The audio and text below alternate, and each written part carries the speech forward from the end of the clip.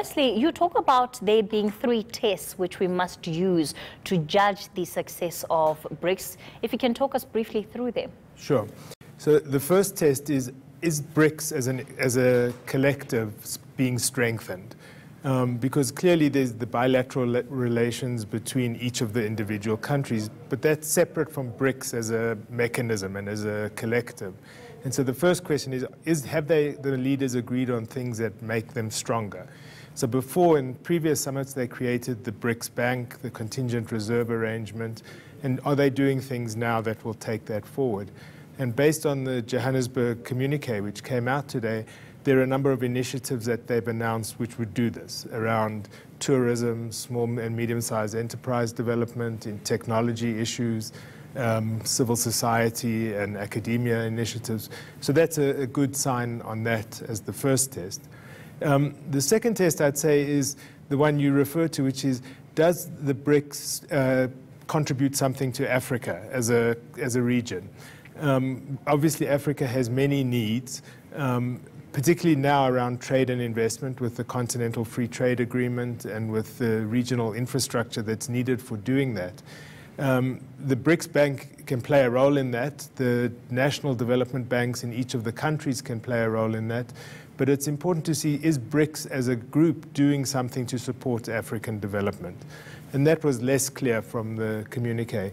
The third test is, one of the rationales for setting up the BRICS was to reform the mechanisms and institutions of global economic governance.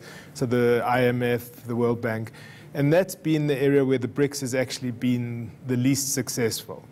Now, with the threat of a trade war, with the WTO under threat, and whatever one thinks of the WTO, the importance of having a rule-based multilateral trading system and governance arrangement is critical for everybody.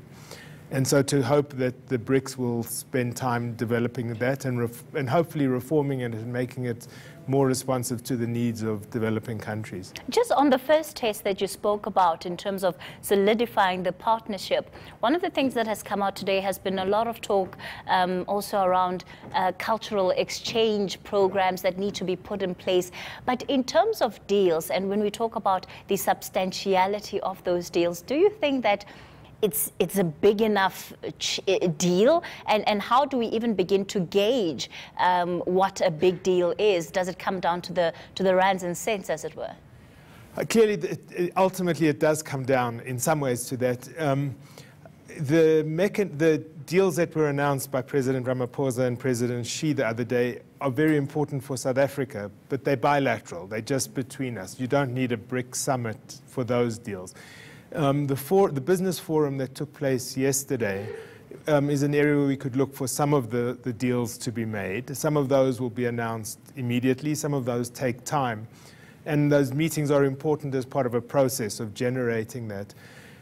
There are initiatives, though, for example, around vaccine research, around technology issues, which will take time to show the results, but that are potentially very important for the development of each of the countries and for the mechanism as a whole.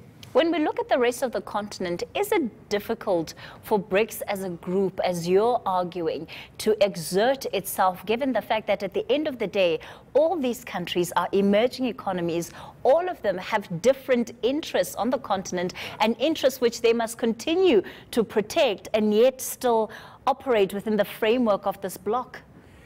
Yes, I mean, each country is different, and BRICS, we shouldn't look on BRICS as the solution to South Africa's foreign policy arrangements or to reforming global governance. It's one element of that process.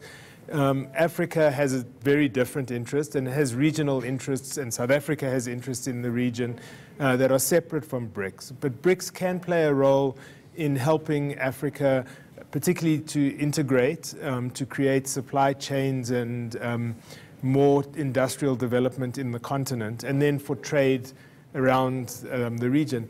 We shouldn't forget that because of historical reasons, Africa's trading relations are primarily with Western Europe and North America.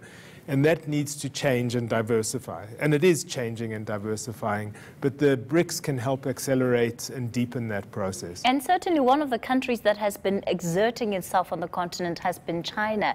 But if I can draw you back to last week, Professor Lumumba, who was speaking at the Mandela lecture in East London, and he was talking about how, you know, while he's not advocating that African countries must not trade with China, we certainly must be careful because all of them always started with trade and ended up conquering us, quote unquote. What do you make of that warning in the context of these deals that are being entered into, and certainly South Africa extending that invite to other African nations to be part of the summit? I mean, trade and investment are not charity. They're a business arrangement, so they have to benefit both sides.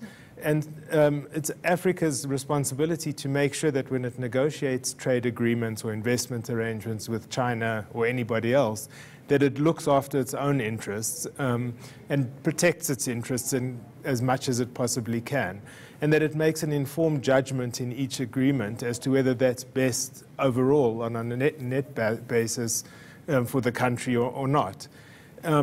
I don't see any evidence that China's been any better or any worse than any other trading partner, but it's another trading partner, and I think it treats us with respect, and that's as much as we can hope for. The rest is up to us. And just lastly, before I let you go, the reforms that you're talking about when it comes to the IMF and the World Bank, these are institutions that have been in place for so long now that, you know, breaking down that world order seems nearly impossible. But what kind of chance do you think BRICS would have in terms of reform, and at least ensuring that some of those that sit on the committees of those organizations are representative of emerging economies, and maybe, if we're lucky, of people who are from the continent?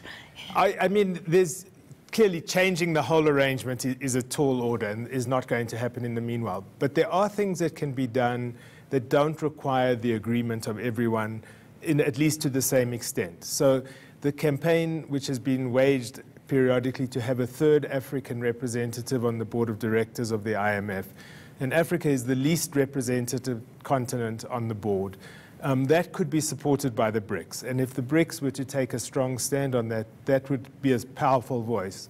Not necessarily the winning voice, but it would be an important step in that direction.